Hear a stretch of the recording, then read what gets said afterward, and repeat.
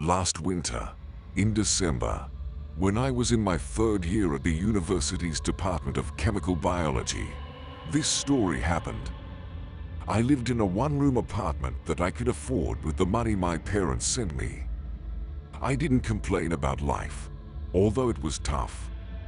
The winter session had just begun, and I devoted all my time to studying, forgetting about sleep because I wanted to pass all my courses with good grades to get a scholarship for the next semester. Day and night, I toiled over textbooks and went to exams, looking sleepy. Sometimes, in the evenings, I allowed myself to briefly play PlayStation, watch series, or sit in a cafe alone. I had no friends, even by the third year, not to mention a girlfriend. I wouldn't say I was an outcast. Instead, I was a bit of a loner.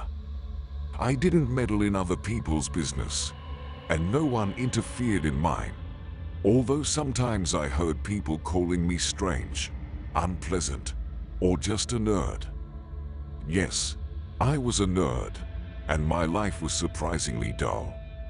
The only thought that made me happy was that in the next semester, I could relax and eat better if my scholarship was increased and I received financial aid. My only problem was my idiotic neighbor on another wall. He was not only a problem for me, but for the whole apartment building. Music often blasted from his apartment until late at night. When the neighbors called the police, the noise temporarily subsided. His friends reminded me of drug addicts and homeless people. They often mistook my doorbell for his. After one incident, I tried to avoid him. One day, I called the police myself because of his night noise. The police knocked on his door for a long time. When the door opened, I saw the drunken face of my neighbor. He was a man in his 30s, unshaven and slurpy, and his apartment stank like a dump. I heard the officer strictly tell him, "2 more complaints, then I'll start proceedings for your eviction. Understand?" The next day, he ambushed me at my door, waving a little knife in front of my face, and made it clear what awaited me if I snitched again. He reeked of alcohol. I wanted to call the police again, but was scared. Whenever I came home, I carefully inspected the entrance and the surrounding area. Exams were coming up, and now there was this issue. After a couple of days, the fear subsided, but the neighbors' parties continued. Burying my head under the pillow, I wished him the worst. A week later, the noise suddenly stopped. I passed the last exam and thought I could now relax, and there was no sound from that weird neighbor. Apparently, they had evicted him. Now I could sleep as much as I wanted, play various games, and watch series, hardly ever leaving home. New Year's was approaching, and everyone was rushing around supermarkets. My parents and I decided that I would stay here for the holidays and go home to my hometown on the 2nd or 3rd of January. However, a slight fear about my former neighbor remained in my heart. What if he decides that I am to blame for his eviction and stabs me in a dark alley? And there was another oddity. Passing by that hateful apartment, I caught a strange, disgusting smell, worse than I had sensed the first time. With each day, it became more repulsive, reeking of decay.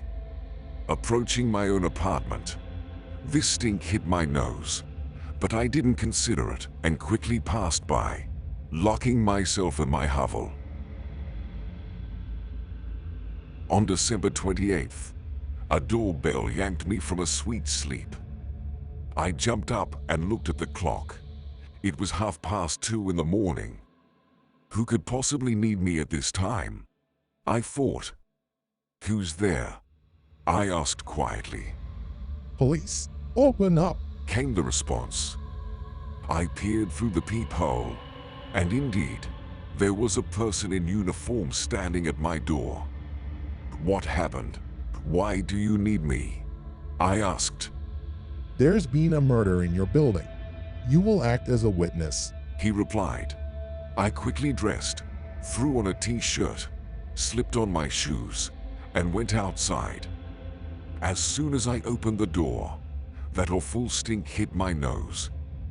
I saw that the door to my loathsome neighbor's apartment was wide open, and police were working inside. I understand you're about to experience a shock, but there's an old lady living in the apartment opposite yours. She's innocent. We didn't disturb her. The officer told me. He slowly led me to the kitchen, where the smell became so unbearable that I covered my mouth and nose with my hand, just as the police did. They led me to the kitchen, and what I saw made my legs buckle and my stomach swirl. Amidst the bottles on the floor lay the corpse of a man with congealed blood. The experts took a couple of photos and cordoned off the room. Stumbling over the bottles, we moved to the bathroom, where the body of my tormentor hung. Despite his dark blue hue, I recognized him. The smell was even stronger there, and I couldn't help but vomit. A conflict. One finished off the other and then hanged himself. The major explained. Alongside the shock and nausea, I felt a sense of relief. The one who had caused so many problems was now dangling lifelessly in a noose. I stood for a while, watching as they carried out the bodies, when suddenly the grandmother from the opposite apartment woke up. Her cat darted out under the feet of the police, nearly causing them to drop the body. The cat acted strangely. First, it huddled in the corner of the hallway. Then, as if noticing something, it dashed into that apartment and stared at the noose in the bathroom, hissing. I had heard that cats can see the souls of the recently deceased and react to them. A police officer caught up with the animal and gently picked it up. The cat was so ruffled it clung tightly to the officer. After getting her pet back, the old lady crossed herself and slammed the door shut. That night, I wasn't shaken or chilled. It was the most peaceful night I'd had in a long time. This happened after the holidays. At last, the pleasant and much-desired night came when I was supposed to return to my hometown for the festivities. I told my family the entire story and asked my father for a pistol, just in case. Initially, my parents wanted to move me to another place, but I insisted it was now quite there. How wrong I was. The first day of my stay went usually, but then odd things started happening.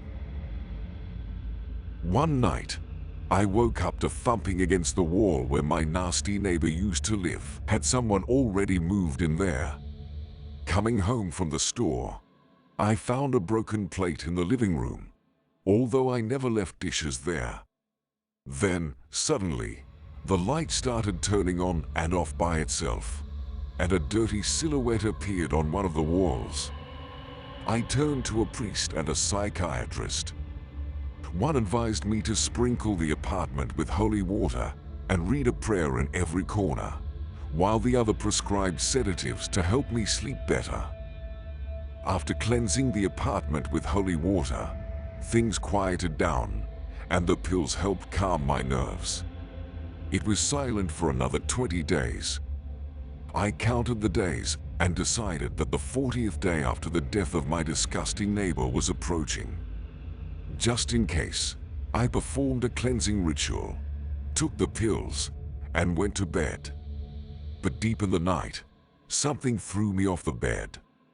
In the dim light, I saw the silhouette of a monster. I tried to run, but the creature flung me against the wall. Crying from fear and pain, I crawled to the bed for the pistol. That was my last thought.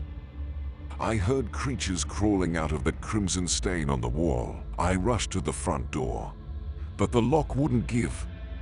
The monsters shuffled their feet and slowly emerged from the walls. I turned on the light in the hallway, screamed, and started shooting at these hideous beings.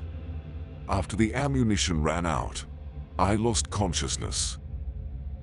I woke up in a hospital, with two men sitting beside me, one in plain clothes, the other a police officer. So what happened that night? Asked the man in plain clothes calmly. I myself hardly remember. I replied in a weak voice. I remember creatures coming out of the wall, and I tried to kill them with a trauma pistol. The police officer said, Your screams and gunfire drew the neighbors, and they called the police. They found you unconscious by your bed. No bullet traces in the wall. I was in shock. I was near the front door. I tried to escape, but the lock jammed. And what about the dark red stain in the bedroom? What do you make of that? The men exchanged looks, but there was no stain. Peter, you may have had a serious nervous breakdown. How much do you sleep a day? They asked. Are you saying I've gone mad? I asked. The heavy study load could have provoked hallucinations. They replied. And the murder in the next apartment? Yakovlev and the other police investigators widened their eyes and looked at me closely. Murder. No one has lived in that apartment for a long time. Yes, there was a murder and a suicide there, but it was 10 years ago. A knife in the eye and a man hanged in the bathroom. I clarified. The representatives of the law stood still. How do you know that? At that moment, a nurse came in and said that the visit was over. Then they injected me with something, and I fell into a soft oblivion. A month later, I was discharged from the hospital and continued my studies at the university. But I no longer approached it with such fear. I started spending more time on sports and rest. My parents rented another apartment for me, closer to the university. I don't know if all this was real or if I dreamed it, but a year later, I learned that a man had moved into my previous apartment, and within 6 months, he had gone mad. And in that unfortunate apartment, there had been another murder and suicide. So choose your apartments carefully. You never know what kind of neighbor you might get.